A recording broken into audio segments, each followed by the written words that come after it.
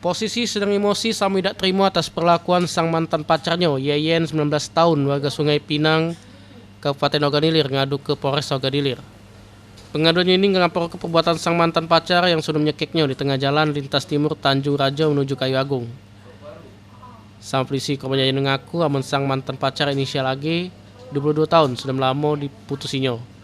Posisi pas berjalan sama pacar barunya di Taman Segitiga Kayu Agung, momen ini ternyata dibuntuti oleh sang mantan pacar.